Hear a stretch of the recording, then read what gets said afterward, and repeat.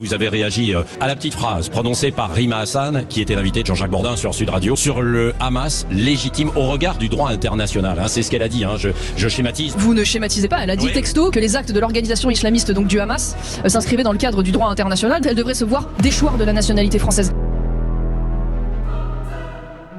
Plusieurs résolutions des Nations Unies consacrent le droit à la résistance et à la lutte armée des peuples qui sont en situation de lutte pour l'autodétermination ou lutte contre une colonisation. Ça a été consacré d'ailleurs historiquement pour tous les peuples qui ont lutté pour leur indépendance. Du temps du FLN en Algérie, c'était des terroristes. Il faut voir toute la presse internationale et française. L'ANC en Afrique du Sud était classée terroriste. Mandela était sur une liste de terroristes. Aujourd'hui, on se retrouve avec des podcasts France Culture qui nous expliquent ce que c'était la résistance algérienne. Donc pour les Palestiniens, c'est la même chose. On peut parfaitement dire, il y a un principe. C'est la règle, le droit de prendre les armes, c'est un droit qui est reconnu. Par contre, c'est pas parce qu'on vous dit vous avez le droit de résister avec les armes que vous avez le droit d'enlever des enfants, que vous avez le droit de violer des femmes, que vous avez le droit d'enlever des civils ou d'en tuer de manière arbitraire comme ça. Il faut que ça soit que ça rentre dans le droit international. Par exemple, l'enlèvement, et encore une fois, c'est pas pour justifier ou encourager, mais l'enlèvement de soldats, ce n'est pas la même chose que l'enlèvement de civils, par exemple. Ça ne relève pas du tout des mêmes outils juridiques en droit international. Le Hamas a effectivement, dans son attaque du 7, eu un mode opératoire